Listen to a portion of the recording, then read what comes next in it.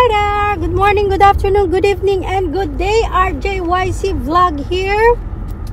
Before I start, please like, subscribe, comment, and share. Share nyo.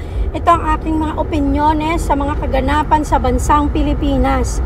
So magkomento tayo dito sa nangyaring pag-convene nila kahapon sa impeachment ni VP Sara, and also yung babalik ng complaint na yon sa House of Representatives. So binalik sa kanila dahil sa unconstitutional at yung idea ng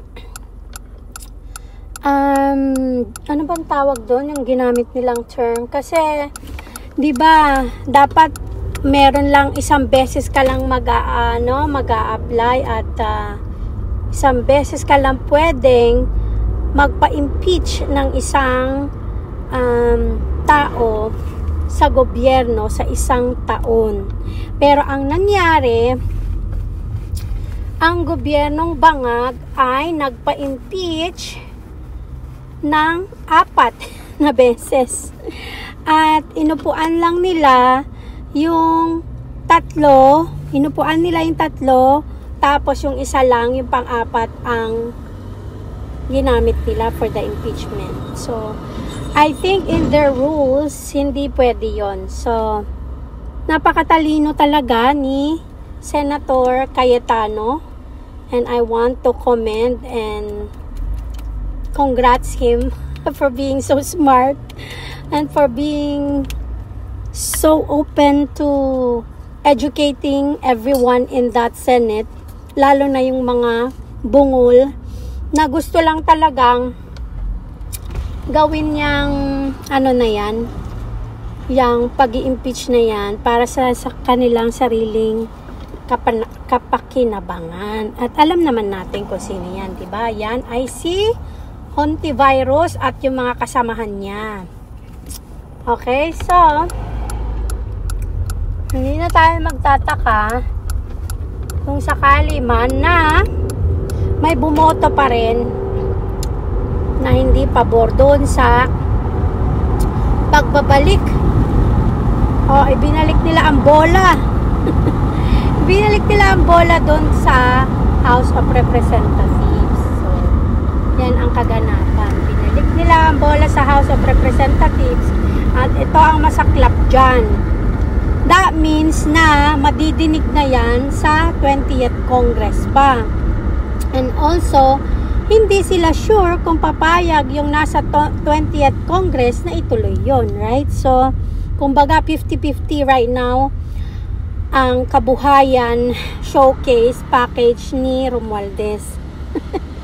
Pero syempre, dahil binalik nila sa House of Representatives yung kanilang reklamong impeachment kay VP Sara para patunayan na may jurisdiction yung ginawa at isang beses lang dapat, at bakit kailangan nilang ipaliwanag na wala silang nilabag na due process, because it's supposed to be just one impeachment for the whole year, but they did 4, and then hindi nila pinansin yung una hanggang 3 impeachment at kung ano yung dininig nila o yung inaprubahan nila for impeachment, yung pang-4 na. So, technically, it's wrong with the rules and constitution. Okay?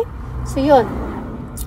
So, hopefully, manalo si VP Sara na mapabasura na yan talaga. Pero right now, it's still a good sign dahil pag binalik yan, at ngayong binalik na siya sa House of Representatives, kailangan nila ngayong patunayan na wala silang nilabag sa Constitution at sa due process. Kailangan nilang patunayan na etong si Romualdez ay nakakuha lamang ng boto dahil sa mga salaping ibinigay niya sa mga tao. Yung kaniyang isinuhol na 150 million per congressman and congresswoman na pumirma para sa kanilang pondo sa kanilang sinasakupan na mga distrito. So technically, whatever is the reason of that impeachment is all fake. Gawa-gawa. Very obvious naman kasi unang-una yun na sa confidential funds. Malaking kalokohan yun eh. Tapos, sininggle out lang nila si BP Sara o yung Office of the Vice President. Pero yung presidente nyong 4.56 billion, billion ang kanyang confidential funds. Tahimik sila, di ba? So, dyan mo makikita na yun ang nangyari.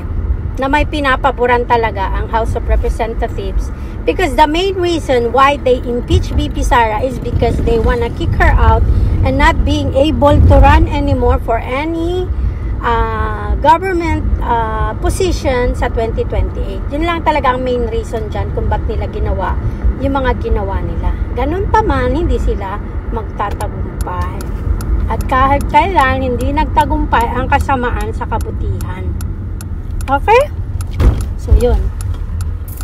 Yun lang naman ang masasabi ko. So, for now, I am very confident na tuluyan ng mababasura yung impeachment na yan. Antayin natin kung ano ang susunod na mga kabanata. Okay? Anyways, thank you guys for listening. Please like, subscribe, comment, and share. Bye-bye!